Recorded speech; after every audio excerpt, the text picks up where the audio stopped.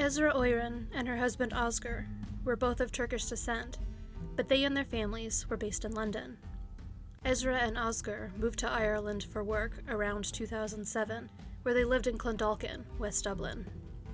They had a son, Emin, there 2 years later, and Esra took time away from work to take care of him.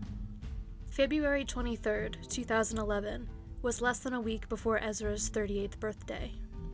She was busy making preparations for her mother and mother-in-law to come for a visit from London the following day. At approximately 7:15 a.m., she told her husband that she would be running to a local shop to buy milk, but that she would be back in time for him to take the car to get to work. Esra did not return. After a few hours, Oscar reported her missing. Esra and Oscar's car was found at 11 o'clock that night, parked in a lot near the sea in Bray, County Wicklow. Her purse was locked in the trunk of the car, and there was no sign of Esra. Ezra's phone has never been recovered, but the last signal from it came on the far side of Brayhead from where the car was found. There were several pieces of surveillance footage of Ezra's car, a gray Renault Twingo, found from the day she went missing. The car was first seen at a roundabout 4 minutes away from Ezra's house, but not until 40 minutes after she had left her home. The car was then picked up by cameras in Bray, driving erratically, once almost colliding with a Skoda Octavia.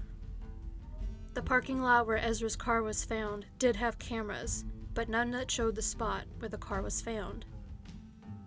Despite the fact that her car was found in Bray, there is no evidence that Esra ever actually made it there.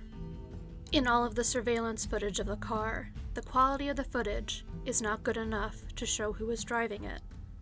There were public appeals for the driver of the Skoda Octavia that almost collided with Ezra's car to come forward in hopes that they could confirm or deny if Esra had been driving her car at the time, but they were unsuccessful, and the driver has never been identified. It is possible that something happened to Esra in the 40 minutes between when she was last seen and when her car went through the roundabout.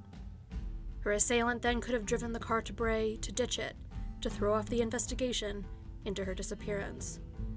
While there is no footage showing who got out of Ezra's car in Bray, there is footage showing one angle of the lot where it was found. Authorities believe that there is one woman in the footage who could be Esra. They say that the woman is walking without purpose, and that she is never seen in any of the footage walking back to the parking lot. Ezra's family has seen the footage, and they do not believe that it is her. Upon closer inspection of the footage, a small dog is visible. Ezra's family believes that the woman is walking the dog, and she seems like she isn't moving with purpose because she is waiting for the dog as it runs around. She does not necessarily have to return to the parking lot because she may live close by and walked home.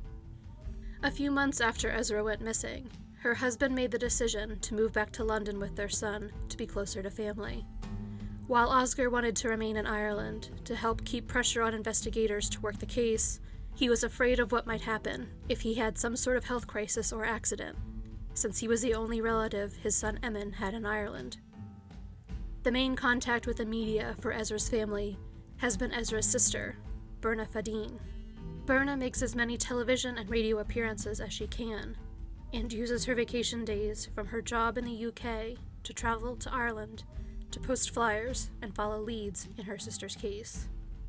On the first anniversary of Ezra's disappearance in 2012, her niece Ada joined Berna on her trip to Ireland to post flyers. She took one into a chip shop in Neilstown, where Ezra had been a regular customer. As Ada left the shop, a worker ran out after her with a set of keys.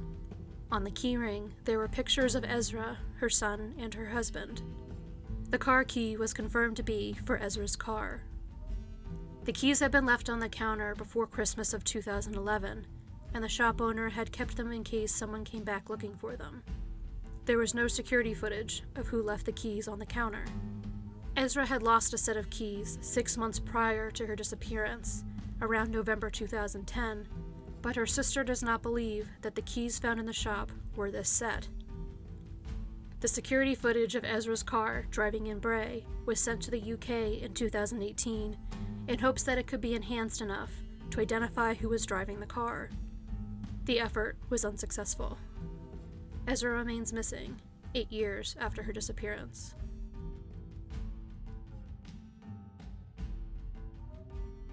Conor and Sheila Dwyer lived in Fermoy, County Cork, where they had raised 2 sons. 62-year-old Conor had worked a variety of jobs throughout his life, including working as a plumber and a driver. In 1991, he was working part-time as a chauffeur for German businessman Fritz Wolf when he was in Ireland. 60-year-old Sheila was described by neighbors as lovely but somewhat reserved. The couple was last seen on April 30th, 1991, walking into St. Patrick's Church to attend a funeral. The following day, Sheila spoke on the phone with one of her sisters. Sheila was very close with both of her sisters, Nellie and Maisie, and spoke with them frequently. Maisie was therefore concerned about Sheila when she did not hear from her after May 1st. On May 18th, she went to the Dwyer's Chapel Hill home and knocked on the door, but got no response. She returned the next day with the Gardaí, who forced entry into the home out of concern that something had happened to the couple. Conor and Sheila were not inside their home. Gardaí did find the couple's passports, reading glasses, and £1,000 in cash hidden in a biscuit tin. The only items missing from the home were a few pieces of clothing, presumably because Sheila and Conor had been wearing them, and the couple's white Toyota Cressida. Extensive searches have never found any sign of the Dwyers or their car. Their bank accounts have not been accessed since their disappearance. There were reported sightings of the couple in France and Germany over the years, but none of them have ever been confirmed, despite cooperation from Interpol to investigate them. The Dwyers did not have their passports, and ferry records do not show their car being transported abroad. A year prior to the couple's disappearance, another person from Fermoy went missing. 54-year-old Billy Fennessy was last seen on March 30th, 1990. Like the Dwyers, his car went missing with him. There was no sign of Billy for the next 22 years, until October 2012. A car, with human remains inside, was found at the bottom of the River Blackstone during a routine dive by the Blackwater Sub-Aqua Search and Rescue Team. The car was the same make and model as Billy's, and in May 2013, DNA results confirmed that it was indeed Billy found inside of it. The discovery of the car renewed concerns that the Dwyers may also have accidentally driven into the river at a still unknown location. While various waterways were searched during the course of the investigation, Billy Fennessy's car went undetected during these searches, so it stands to reason that the Dwyer's car could still be hidden underwater. For now, the cause of the couple's disappearance remains a mystery. 41-year-old Jónsson is a father of 4 children who works as a taxi driver in his native Iceland. On February 8, 2019, he traveled to Dublin to participate in a poker tournament. His fiancée was supposed to come with him, but she was delayed when she had issues with her passport. Jón played a game of poker that night, and his fiancée arrived in Dublin the following morning, February 9th. She went to the hotel they were booked at, the Hotel Bonington, and woke Jón up. While his fiancée was having coffee at the bar in the hotel, Jón walked outside. It is not known why he left the hotel. He never returned.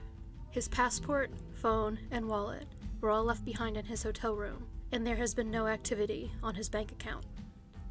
When Jón was not found within 2 days, 12 friends and family members flew to Dublin from Iceland to help search for him.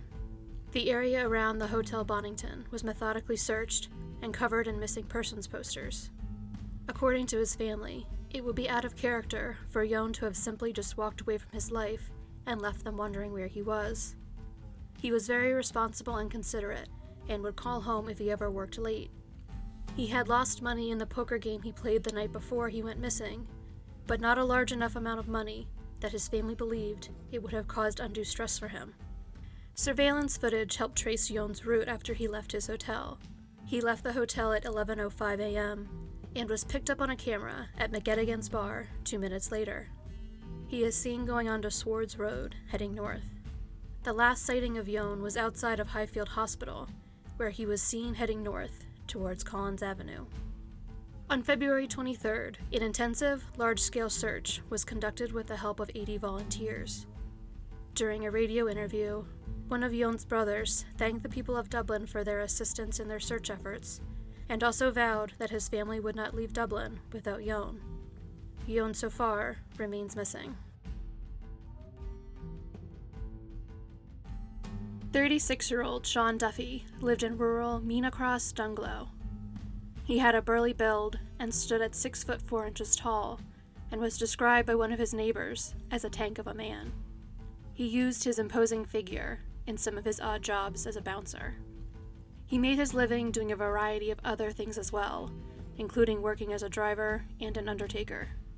While he was known for being physically imposing, he was also notable for his sense of style, usually going out in a tweed jacket and tie. He was close to his large family, including his 2 brothers and 5 sisters. Shaun spent the evening of January 28, 2005, out at the Strand Bar with his brother Kevin, not returning home until the early hours of January 29th. Later that day, Kevin went to see Shaun and was surprised to find the front door of Shaun's small bungalow unlocked. When he went inside, he found Shaun's body lying face down on the couch. He had been stabbed, beaten, and had an arrow from a crossbow sticking out of his right arm. In the course of the investigation into Shaun's death, over 1,400 lines of inquiry were pursued, and authorities interviewed over 700 witnesses. Shaun's multiple jobs and varied hobbies, while they made him an interesting character, gave authorities lots of leads to follow up on. While Shaun cared about his community and took time to help his elderly neighbors, his diverse interests also included things that could be construed as dangerous enough to become motives for his murder. His own mother has said that Shaun had a lot of enemies, and there were concerns over his dealings with horse races and the buying and reselling of cars. At the time of his death, Shaun also had an assault charge pending against him. It has been theorized that multiple assailants must have been involved in Shaun's murder. Given his size and strength, he would be difficult for one person to physically overpower. The use of multiple weapons also supports this theory. Following the 14th anniversary of Shaun's murder in 2019, the Gardaí appealed to the public for information, with Detective Inspector Pat O'Donnell reminding the community that it is never too late to come forward with information in the case.